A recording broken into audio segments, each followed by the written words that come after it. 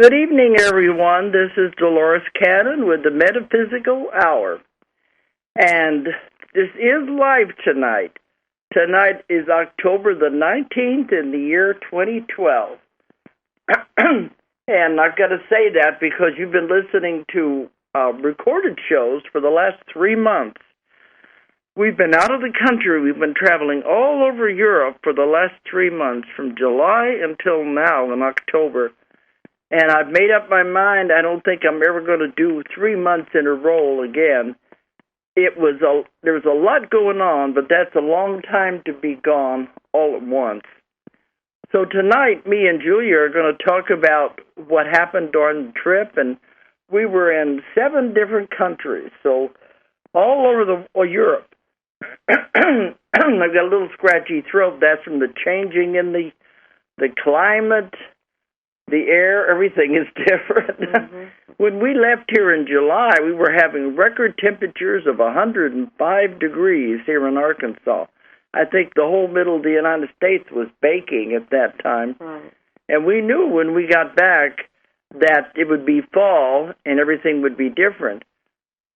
But the way we had that drought, I didn't think there was going to be any leaves to turn, but they are doing it. Mm-hmm. So we're back now, and it is a big change. Pardon me. Okay. But everything is a change. Okay, let me give out the toll-free number in case anyone wants to call in tonight, because starting next week, we're going to be on the road again. And, but, we do as much as we can while we're here live. And Don informed me he has a huge backlog of my old shows, so he just pulls them out of the records, and that way I'm not really gone. You're just hearing the older shows. I told him also while I was in Italy or England, I did a show with Patricia Corey, who was also on BBS, and she lives over there. So I think you were in Poland. I was in some country over there, yes, but she's in Europe also, and so they hooked us up with BBS. And when we went on the air, I was telling everybody, I really am in Europe. I'm not playing hooky. I'm just appearing on her show, but I'm not playing hooky. I really was gone those whole 3 months. A little headache. Let me give out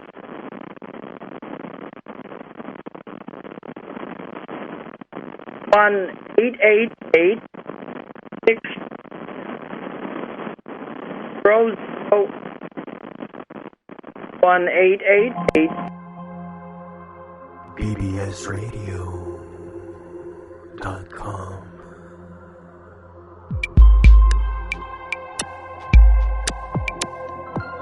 If it's not mainstream, it could be here. Information and knowledge, bringing humanity closer to truth and love.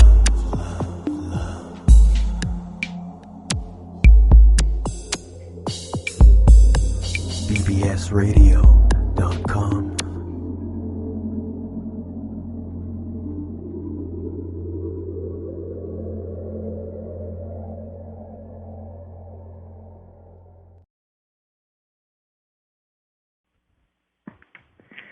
Okay, guys, they just pulled the plug for a few minutes because the little gremlins were playing with the phone lines again. It makes a lot of static. We wonder sometimes when we do this whether it's our combined energy that's interfering with the lines, which has happened before. Mm-hmm. But anyway, we're back on again. Let me give out the toll-free number again because I think it was being blocked by the static. 1-888-627-6008. And we are going to be talking about the trip and all the countries we visited and all the things we saw in those 3 months. But if anyone wants to call in, that's perfectly okay. We got a lot of ground to cover. We covered a lot of ground. We did. We had no idea where we were after a while. But we were in 7 countries, and I did 7 classes. 3 of them was with translators. Yeah. Mm-hmm. But the last time we were on the air, the next week, we had our conference here in Arkansas, which seems like a long time ago now. But that was another fantastic one. It was just fine. We had Arun Gandhi, the grandson of Mahatma Gandhi, was there, and Dee Wallace, and we had a fantastic crowd, and it was really good. But then we went immediately into one of my classes here in Arkansas. And this is the largest one that we've done in the United States. It was over 100 people in that one class. Right. We also had a level 2. But we're getting ready to do another one next week in Arkansas, which will also be over 100 people. Right. That's why we can't be on live next week. Right. Mm-hmm. But I do want to say something before I forget. We are having such fantastic results with these classes. We have changed the format now, and instead of 3-day classes, they're 5 days. And we are producing much stronger practitioners that are really able to do the job. And I think this is one of the reasons why. Right. And I want to talk about one man, and we have a lot of doctors take our classes, and this is one that took the level 2 in July. Mm-hmm. But he had already taken level 1 just in February in L.A., which was only a few months before. But he told us something that I think is really groundbreaking, in that, what was it, from February to July, not even 4 months, I think, in there. It would be 5 months. 5 months, he had already done over 22 cases, and he was having fantastic results with every major illness. He was working with people with all kinds of cancer, diabetes. He was focusing on the most seriously ill. And he works at a hospital. And the amazing thing is, well, he was having cures, fantastic cures. The amazing thing is that the hospital didn't care what he was doing. He was working with the hospital. And they said, well, we don't care what you're doing. As long as it's working, just go ahead and keep it up. And he said they are validating what he's doing. They are checking the patient before he does the session to make sure they really did have the disease, the illness, and then checking them after he has the session to show they are really cured. And, like Julie, you said, this is groundbreaking. It's a huge advancement. I'm not sure. I mean, it is a huge step. Mm-hmm. Now, not to be a conspiracy person, but it's like, I don't know that we want that attention necessarily, because sometimes we've been flying under the radar. It's been really, really good. This might bring us up into the radar, which isn't necessarily what we want.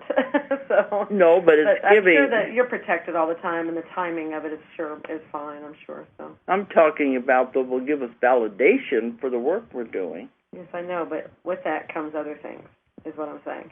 I know. Okay, but it's fantastic that he is getting such wonderful results, and they are validating it. That's the important thing. Mm-hmm. So we did the class with over 100 people, and we're having, even in just the practice sessions, they are having fantastic results. Anyway, as soon as we got done with that was the end of July, we head for Europe. And the first country was Poland. Mm-hmm. Now, you know, all I knew about Poland, we went to Warsaw, was about the war, the Second World War. And so we had questions about all of that. We had a translator there. But in Warsaw, they told us that 90% of the country had been destroyed by the war, and they had to do a tremendous amount of rebuilding. And it was fine now. It was a beautiful city, and that's all we saw was the city. But if most of you know about the history of the World War II, it was Auschwitz is the one they said, wasn't it? The death camp was located there. So there was a lot of terrible things that went on in Poland. And then after the Germans, the Russians took them over, and which wasn't much better. They came in because they didn't have any defense. But now it seems like everything is fine. Beautiful city, and the people all seem prosperous. They seemed like they're really happy, and they enjoyed the class. I don't remember how many we had in all these classes now. It's been so long. But one on top of the other, it gets a little hard to remember. But then from there, we went to Finland. Now, Finland, I've never been there before either. And there was easier because most of the people spoke English. We didn't need a translator. But the man who was driving us around, who had arranged everything for us, was telling us some interesting things. And Finland, of course, wasn't involved in the war, so they were spared all of that. But he said there are no homeless, there's no unemployment, and that it's just this, everybody has everything they need. He said there's no crime because he said, how can you have crime when everybody has everything they need? Which is a little strange concept for us to think about. But he works with immigration there. We were in Helsinki, and he says he has people from other countries that come there to visit. And he was showing this one man around who had come from, I think he said, one of the Asian countries. Philippines, I think. And the man, as he was driving him around Helsinki, the man said, I know it's all very nice, but I want you to show me the slums. Show me the bad parts of town. And he said, well, that's going to be a little hard to do because we don't have any slums. We don't have any bad parts. So isn't that amazing to think of a city, and it was a beautiful city, to not have any crime, not have any homeless, not have any unemployment. Shows it can be done. Right. Don't know how they did it, but yes. No, they didn't have a queen, did they? I know they had a president. Was it? I think so. We've been in Sweden and Norway. They have queens and kings. Seems like most of the Slavic countries we've gone to, they're like that. They don't have crime and they don't have homeless. They take care of everybody. Everybody has a place to live.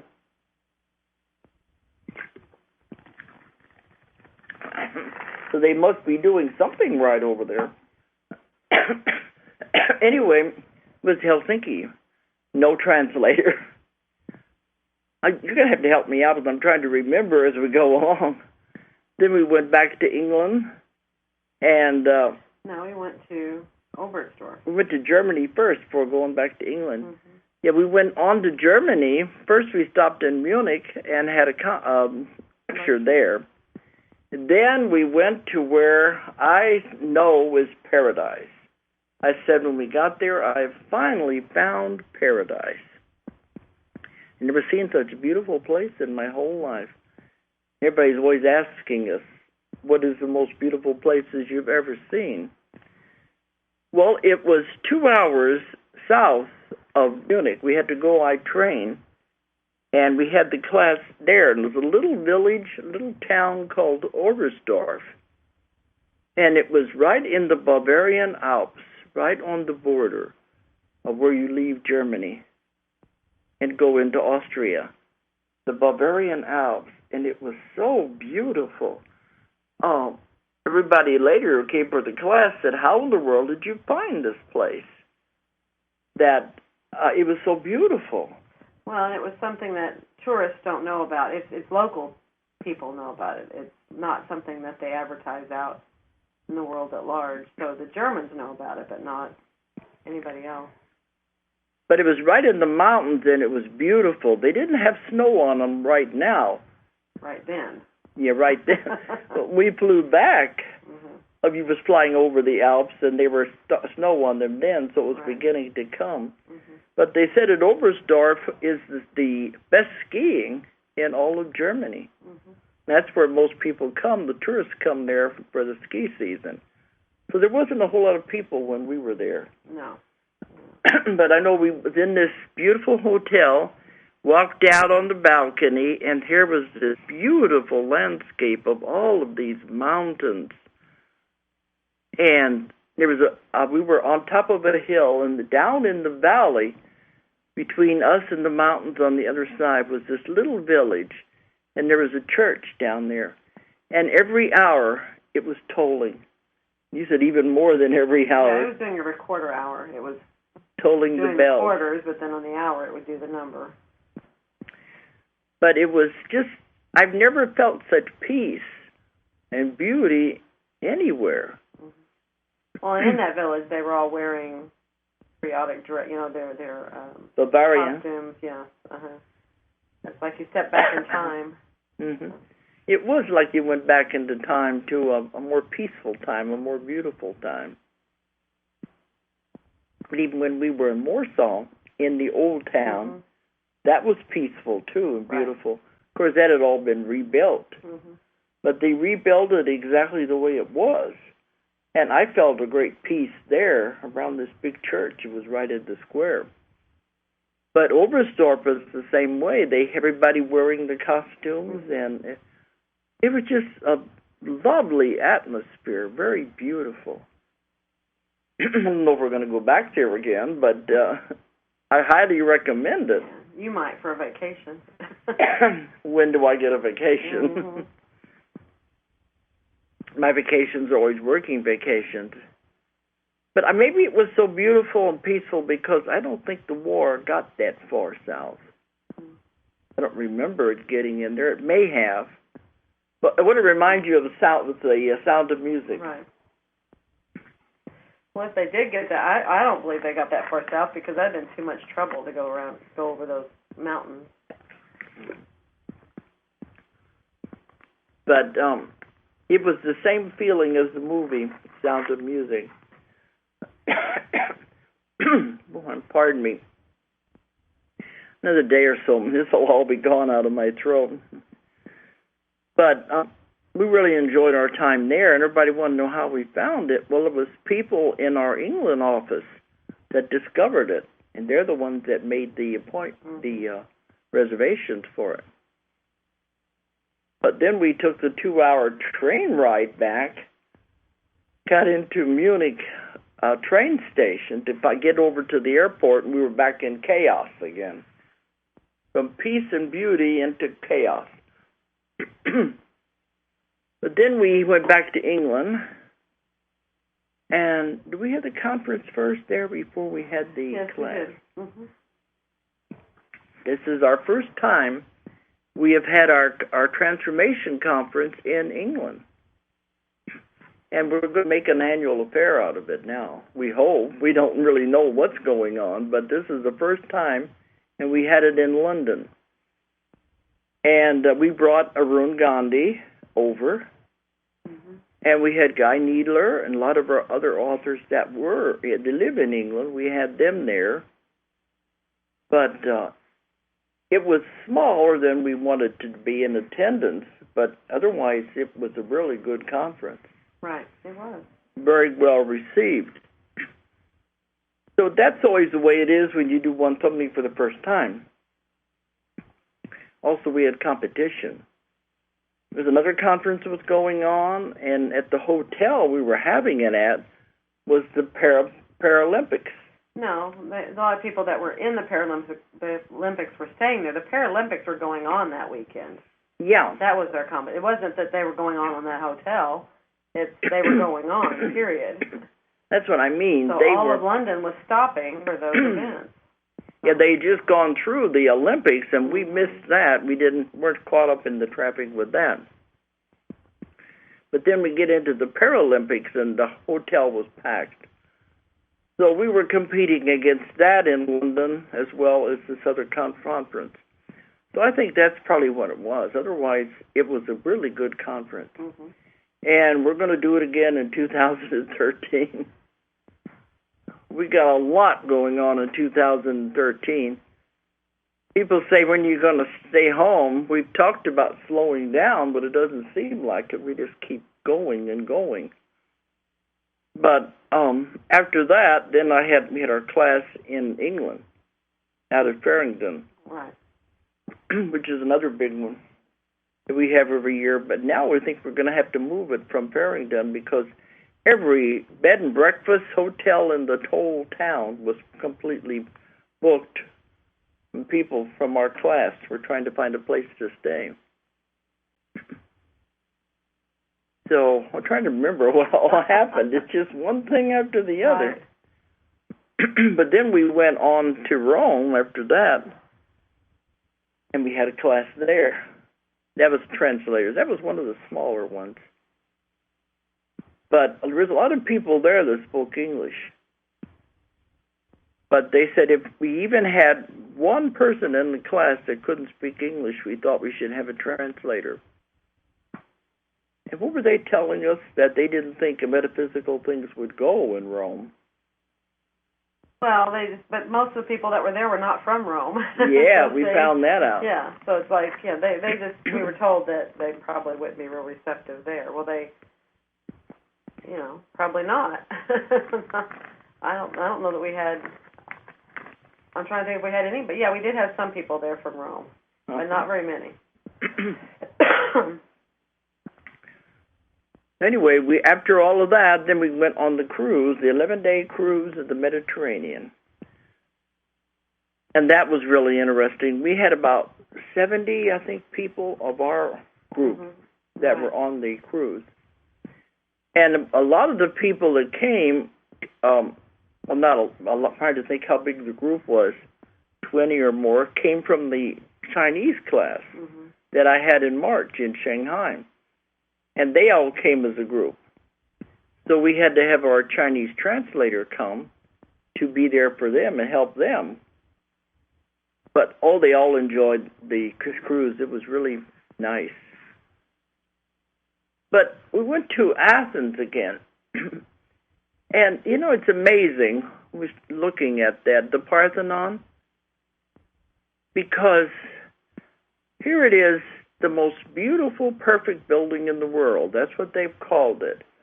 Because according to the mathematics, it is absolutely perfect, and yet it was built way, way back in the Grecian times. Of course, the Grecians are the ones who invented most of the science we have today.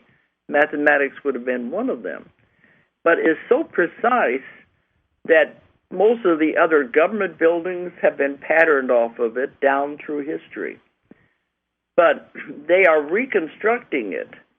They've been reconstructing it for a long time, taking the old stones that fell off and trying to put them back on.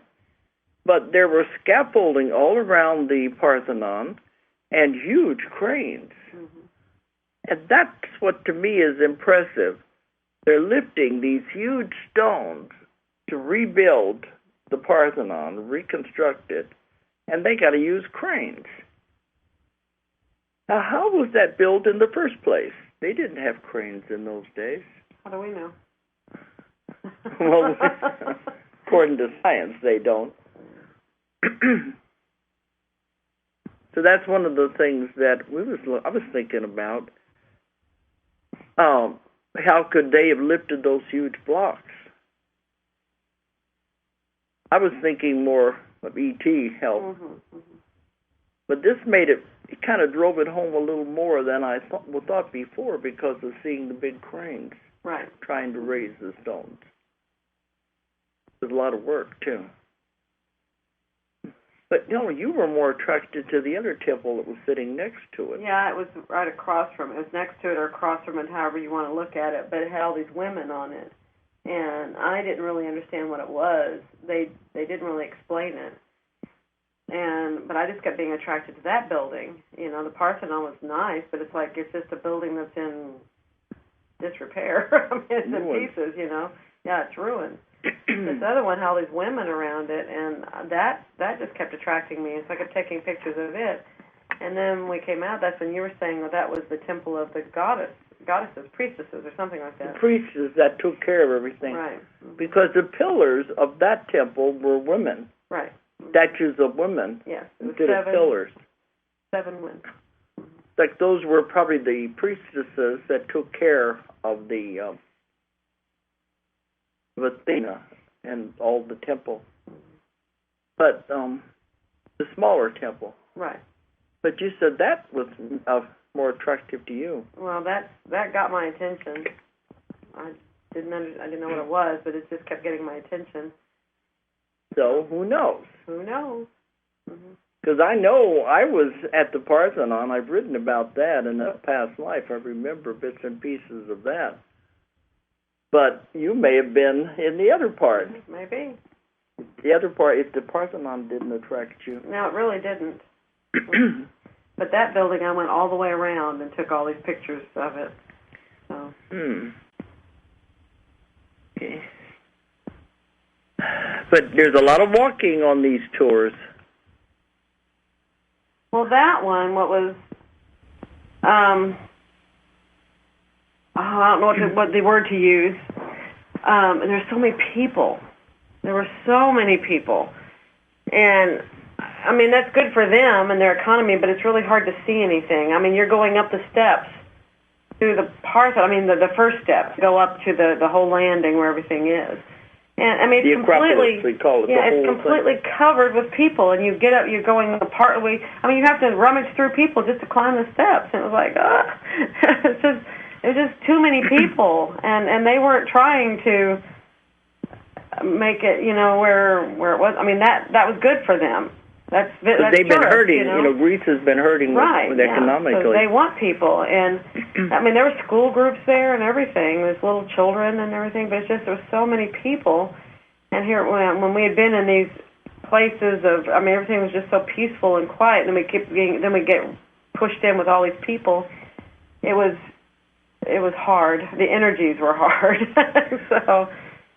Well, that's like when we were in Rome before we went on the cruise. We took a bus ride around. We were there a year ago and got to see a lot. But we just want to take a bus ride around and went by the Vatican. It's the same way. It's all crowds of people. Well, it's funny because all I could hear some part of me saying as we're driving around, it's just a big city. Now, I mean no disrespect. Some people love Rome. They love Rome. They love cities. It's not to say that there's anything wrong with it, but all that just kept coming to me was, it's a big city, and what's the point? And it was like, it was really strange. I don't know where this was coming from, but it's just what it was like. What's the point? It's just people, a bunch of people. I mean, when you're driving, and there's all these apartments, and it's like people are all stacked. I think that's where it was like saying, what's the point? What? Yeah, we found that in most big cities in Europe, they don't have houses. They're all stacked up in these apartments. And very crowded, stacked. I mean, they're really tight and a lot of people in a very small area. So I like the country. Yeah, that's why I'm so glad to get back here where there's nothing. We had deer out here in front of the house before we started the show because we're in the middle of nowhere out here. But yeah, I've always wanted to see the Colosseum. You go by the Colosseum, and all it is a ruin in the middle of a huge city. And they're beautiful, and it really is. I mean, it's like it's like they're. I don't know. This is just, I think, the part that's starting to disassociate. We're for so long we stay a part of everything, and it's all these things we want to see and we want to know, and then, like I said, then that part's going, what's the point? But it was like looking at these things, and it's almost a homage or to the way things used to be.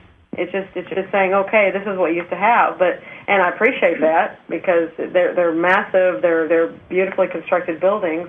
And I'm glad that they have preserved them. Right. Many of them were partly destroyed by earthquakes and wars, right. But they have preserved. That's the more important thing. But really, that's what it is. It's just this is the way it used to be, and which I guess any museum is, and any old building. But see, that's what myself was doing. It was doing a lot of that of why, what, it wasn't making a lot of sense. And like I said, I don't mean any disrespect. It was just I think I was going through something, and it was disassociating with things. Well, it's like I would have loved to have seen it the way it was in those days, before huge cities were built up.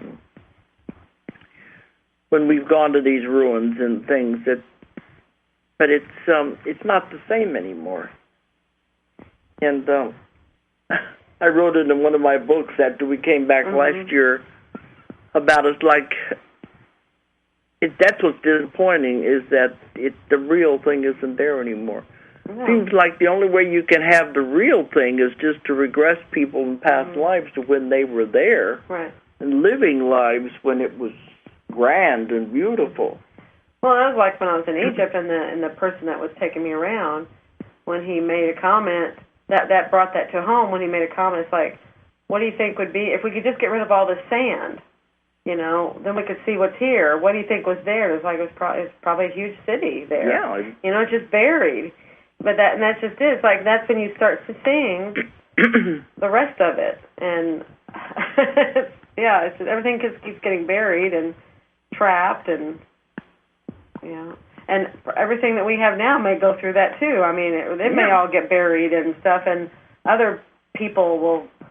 Oh, I wonder what they were doing. I wonder what here are all these big cities, and it's just cities on top of cities. And it's like we were driving around Rome, and in Athens also, they're still doing excavating, and it's like another story or so down below the street level. Absolutely. It's cities on top of cities.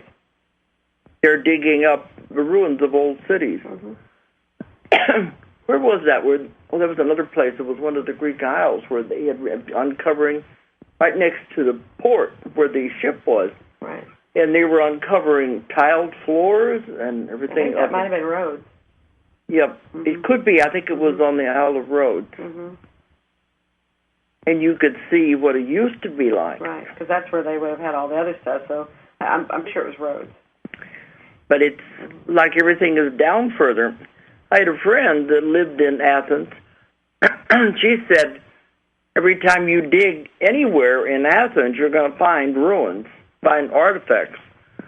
And he said where she lived in the city, you couldn't even go out and dig in your garden without finding something.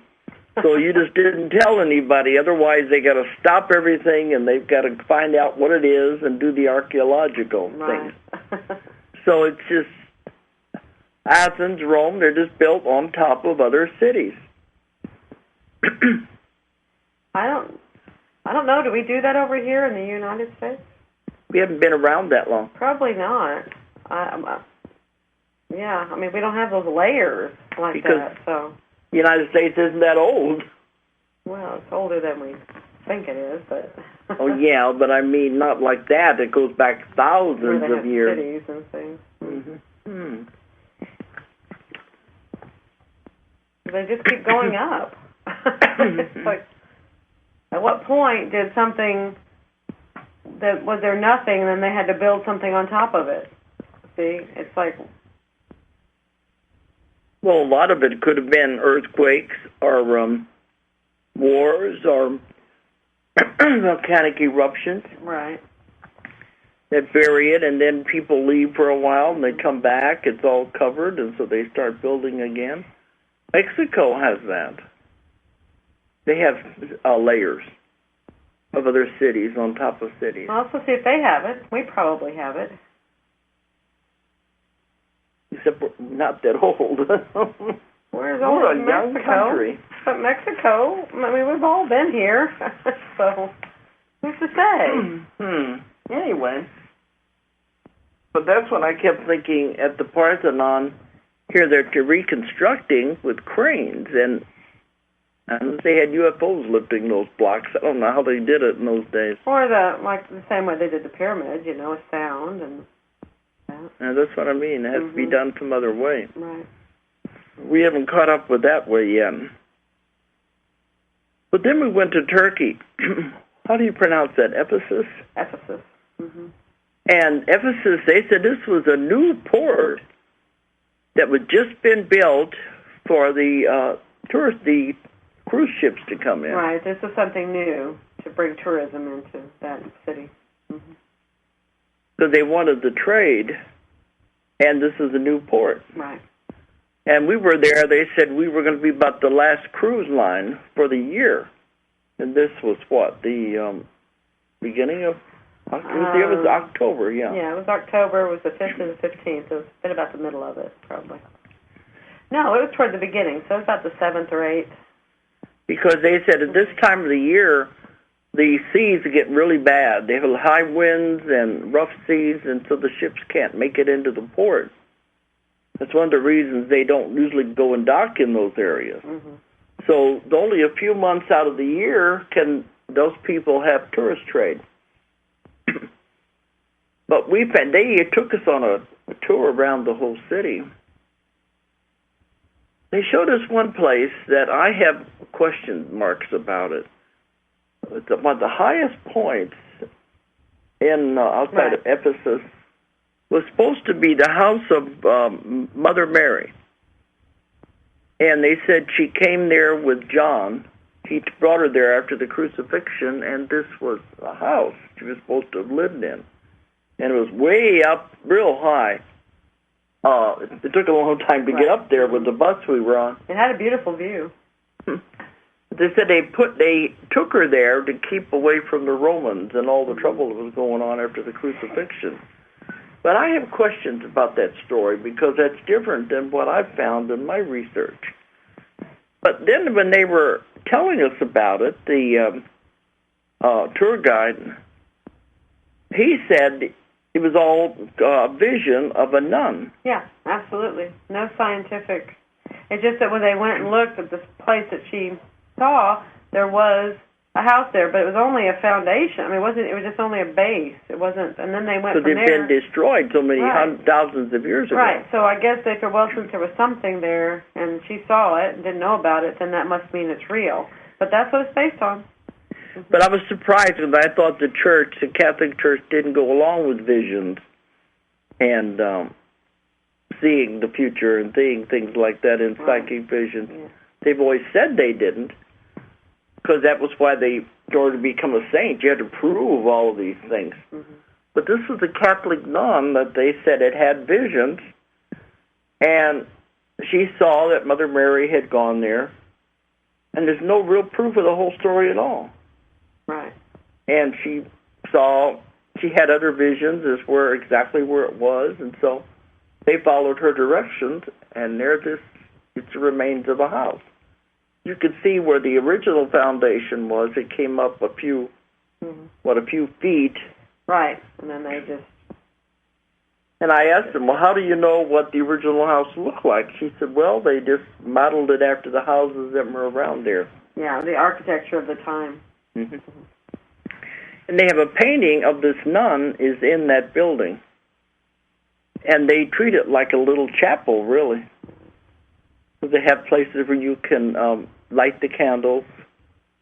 It's a really very small house. Very small. But then people didn't have big houses back in those days anyway. But they lit the candles, and they had a wall outside where you could write a wish, wasn't it, on a piece of paper? Prayer or wish, whatever, a request. To Mother Mary. Right, it's a prayer wall. You could just, put it in there and put it in the wall, and then... It goes to heaven, I guess. I guess so. But that also was crowded with people. Right. But see, it wasn't as bad as Athens, but they were as Acropolis. But see, the thing with that story, they say, and no disrespect out there for those who are Catholics and want to believe these stories, that's okay. But they said the Catholics don't believe that Mary ever died, that she ascended the way Jesus did. And that way there is no tomb, she's not buried anywhere. Well, that's what they believe.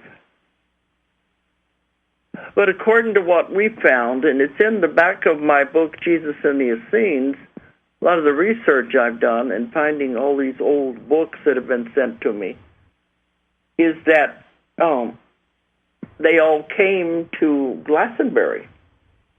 But first they came to San Maria del Moro, and I've talked about that on other shows when we were there. And then they came to Glastonbury because that was where Jesus was when he was young, too. Mm-hmm. And that was the home of the Druids, and so they had people there who would take care of them. And that was the first church in England, the first church in the the ancient world at that time was there at Glastonbury. Mm-hmm. The second one was in France that Mary Magdalene began, and the third one was in Spain that was started by Lazarus. And all this has been proven. The Catholic Church had arguments for years on where was the first church, and they knew it wasn't in Rome. Rome didn't come along till about 300 or 400 years after the first one. And they knew it had to be Glastonbury or the one in France, but they just weren't sure which was first. And they finally agreed it was Glastonbury. Now, they don't tell people this, but when you're there, you hear the stories. And they call I think it's the Abbey there. We went in the Abbey when we were there last year. Glastonbury, yes. Mm-hmm. They called that the holiest place in the world because they said the remaining disciples were all buried there, and also Mother Mary. And according to the story in Turkey, John brought her there. I don't know if he stayed or what. Mm-hmm. But I don't know. What we have had a lot more proof to it, that he did die in Glastonbury with all the other disciples. She did, or he did? Both of them. Okay. And they were buried there. I found one book that gave carvings on the wall to show that where she was supposed to be buried. So here we got conflicting stories. Who's to say? But the church doesn't want to believe that she died at all. Well, then that way she's a saint. And there would never be a tomb. Mm-hmm. Maybe they didn't want there to be a tomb to go and the same way they didn't have anything for Jesus. Right. So that's the story we have of what really happened to Mother Mary. And we know Mary Magdalene did a lot of work in the south of France. Right. Because they said they were the ones that founded the church there. And when we were at Sainte Marie de la Mar, where they have the church where they came ashore in their ship, they had in their little brochure, and this is a Catholic church, and they said, it must be remembered that the Christian church was begun by women. And I think that's a very important statement. Right. That the way they say now, women can't become priests because he didn't have any women disciples. We know none of that is true. But then for them to say that, so it shows they're not letting people know a lot of things. You have to go these places and see these little things. But anyway, it was interesting in Ephesus to see that part. But then we were driven around the Ephesus, and we were taken to a school. Right. Well, we might explain a little bit more about what Ephesus was. It was a city. Yeah. It was in ruins. Ancient city. Yeah, I didn't go to that part. I went on the bus. I didn't want to walk through that. It was an ancient city, right, dating back to the time that Mary could have been there.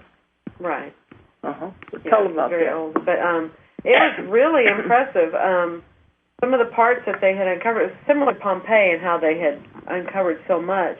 Even some areas they knew that they were nice boutique shops because they had the mosaic tiles, and they said that's only where you have wealthy people and wealthy, like businesses and things like that. And they just kept comparing it to, so we could maybe understand it to our little boutique malls, and then over here's the library, and over here's the you could tell the hospital and the pharmacy, they had their symbols out on the front, which buildings were for that. And then they also knew the hospital because they found surgical instruments in there.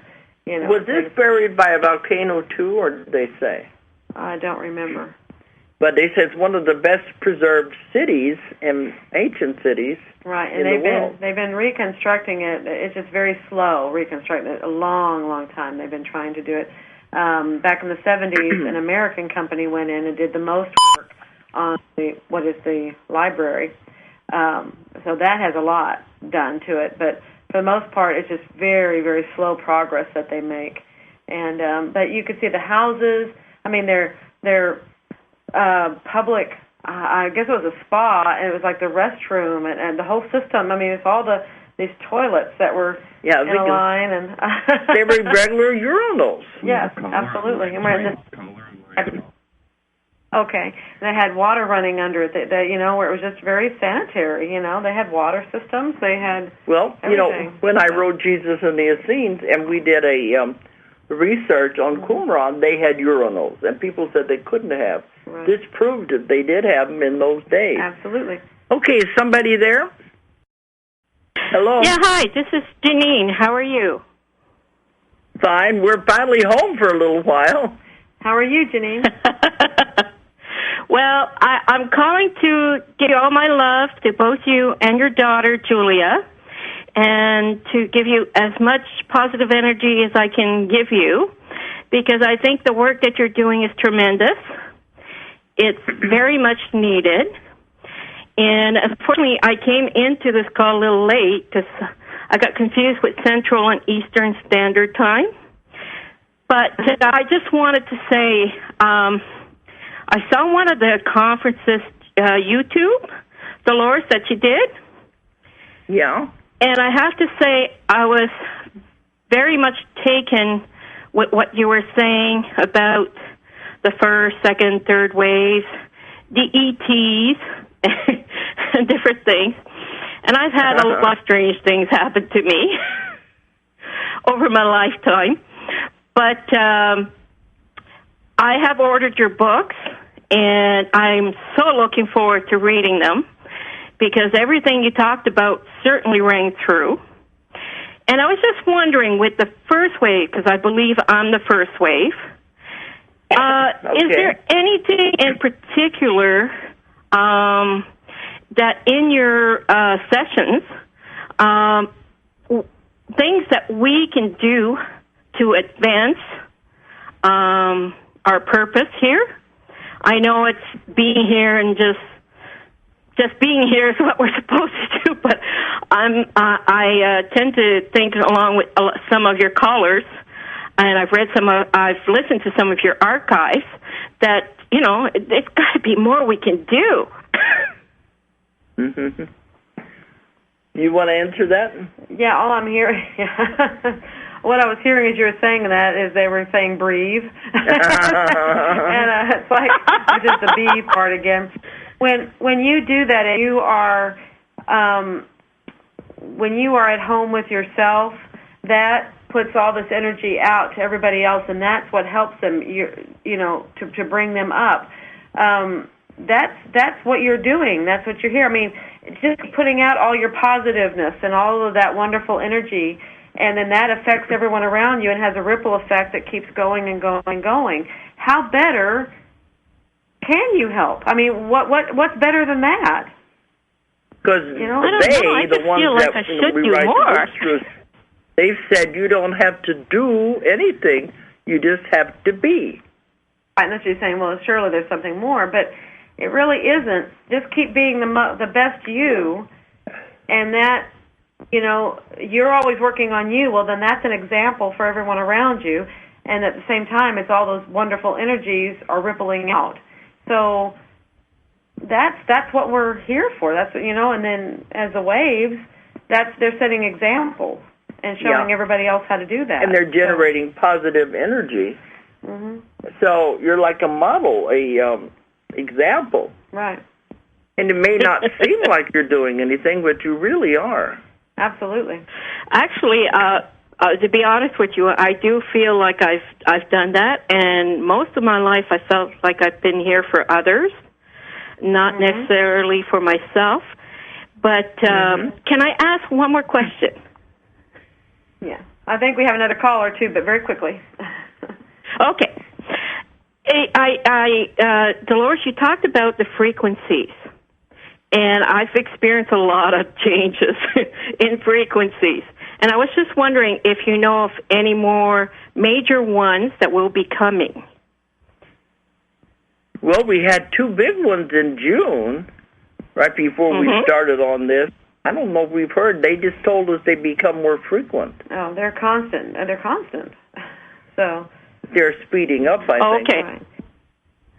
Okay. Well, wonderful speaking with both of you. And like I said, I send all my love and blessings, whatever I have. I praise you for what you're doing, and please keep up the good work. And thank you very much, and bye for now. Well, thank you so much, Jeannie. That's wonderful. Okay. Okay, I think there was another caller there, too, wasn't there? Hello, is somebody else there? Oh, okay. They hung up. Okay. Have we got a little more time, don't we? A few minutes. A few minutes, yeah. Yeah, just a few minutes. Oh, okay. But anyway, we were all over the Mediterranean. We went to all of these Greek isles.